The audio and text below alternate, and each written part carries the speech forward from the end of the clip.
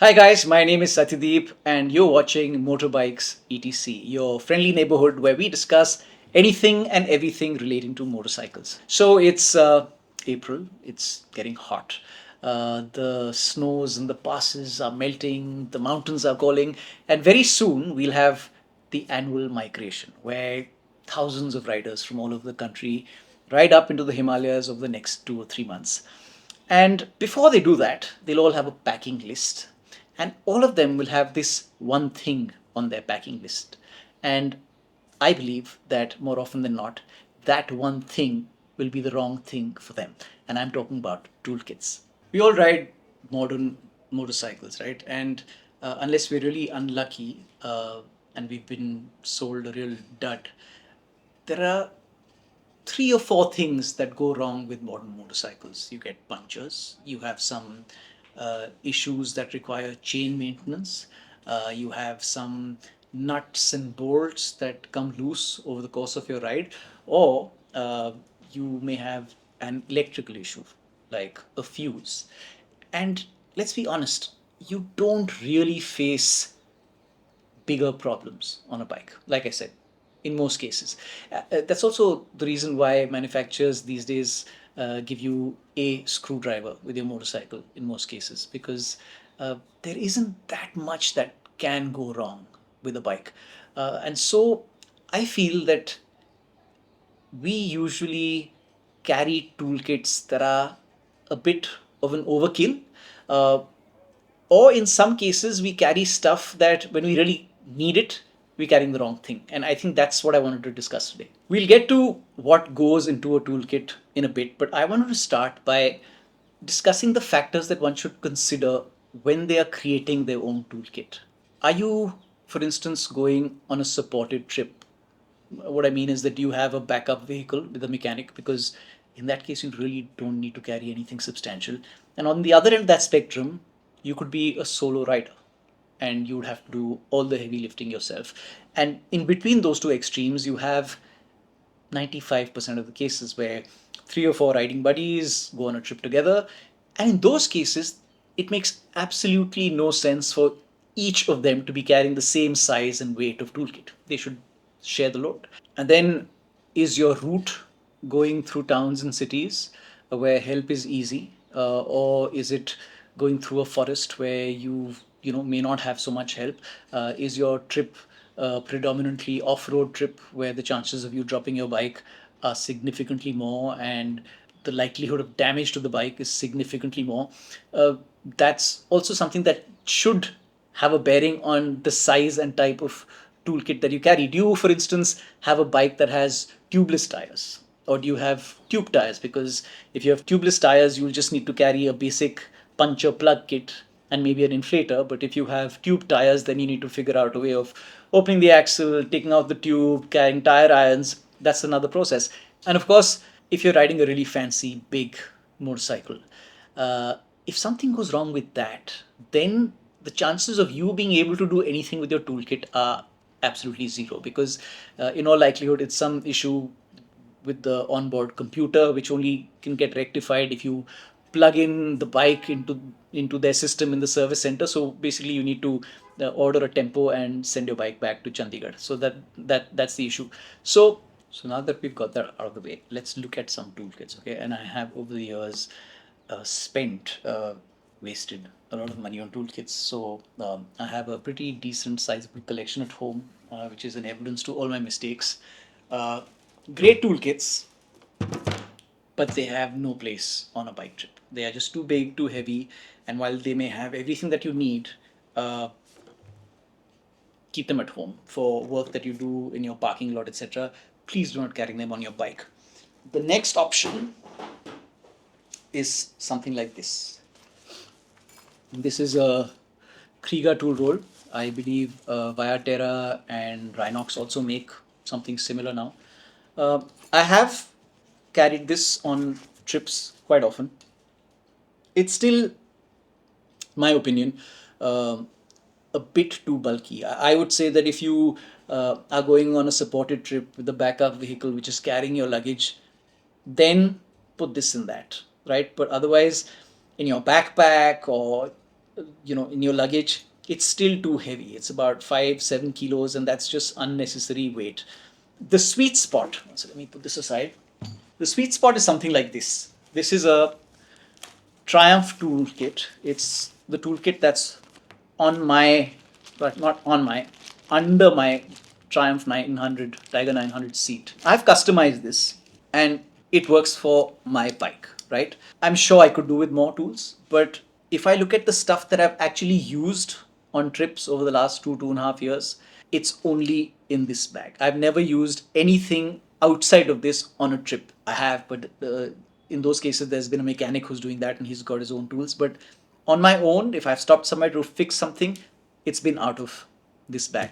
And there's a very good way of customizing a toolkit for your bike. And I pulled something off the net the other day. Go to Google and basically uh, just say, for instance, Cruise Tools, they make branded toolkits for particular types of bikes. So I got this for like KTM's and Husqvarna's, and this was on Amazon.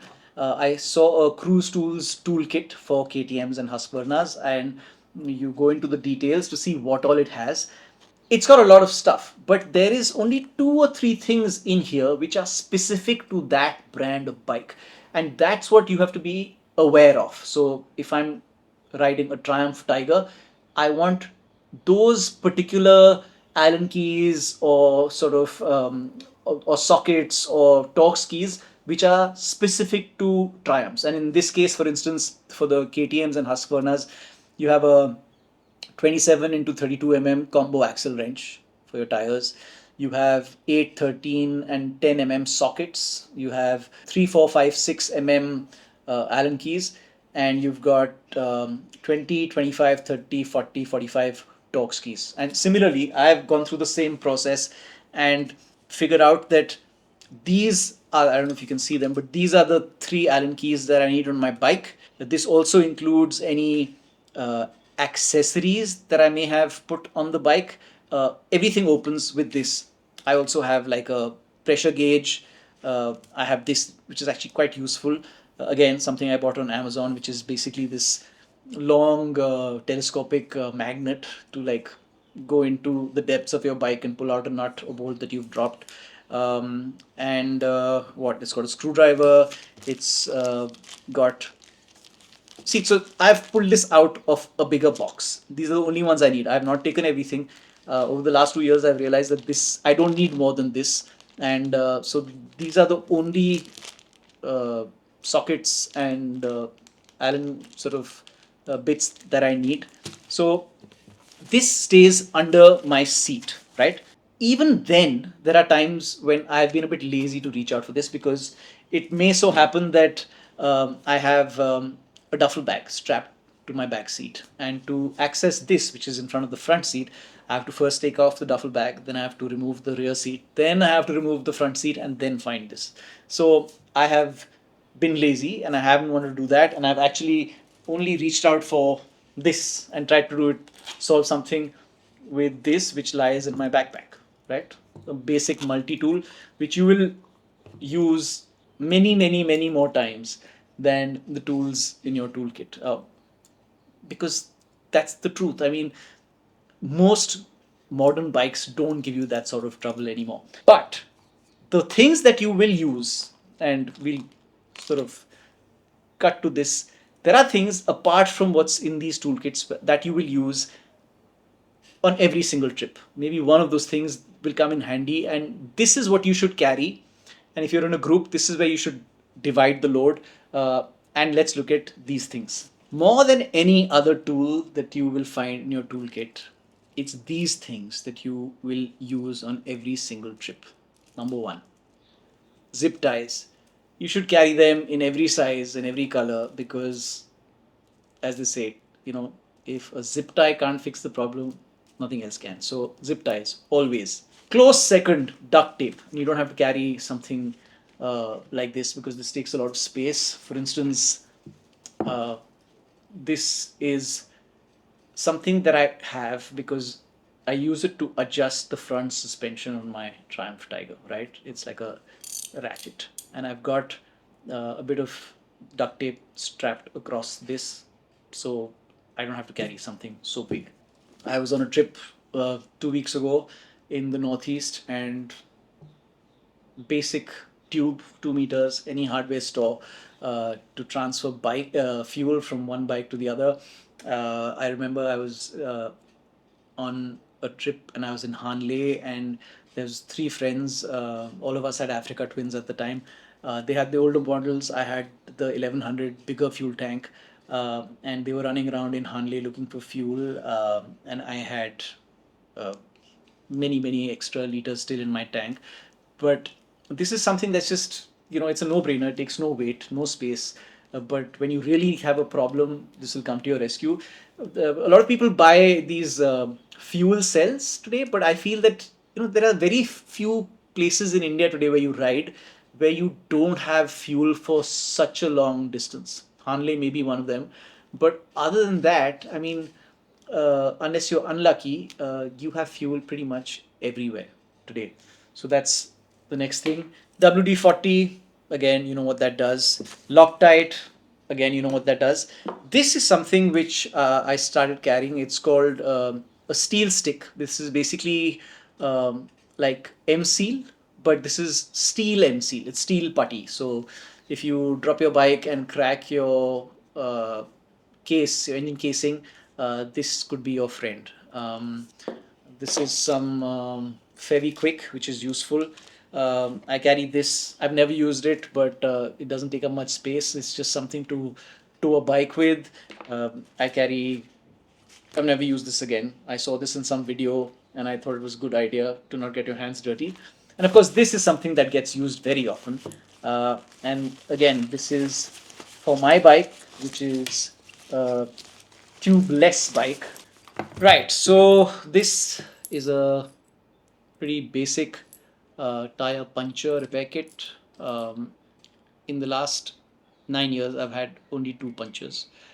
I didn't have to use this even once. They both happened very close to a tire repair shop, and the tires got plugged. But I carry this. And the other thing is tire inflator. And what you see here is just stuff so that you can get from the port on my bike to even the rear tire. I use one of those MI things which used to come out earlier, which it just looks like an old iPod. Uh, but I always figured that they never charged your bike, they never filled the tires up quickly enough, and they ran out of charge very often. So I carry this. It's a basic inflator, and yeah, this is one of those things that you can't do without. Those are the things that you should just keep in mind when you are creating your own toolkit as you go from one bike to the next. You will basically have most of this which will continue, but those few things that I mentioned which are specific to that brand of bike, those will come out. And for instance, if you go from a Triumph to a KTM, then you take out the Triumph Allen keys, it's a hex Allen keys, Torx keys, etc., and you replace them with the Allen keys and the Torx keys which are required for KTM. So that's how you do it. Uh, it kind of becomes second nature after a time. A lot of this always stays packed in one box, so I don't really have to think about it.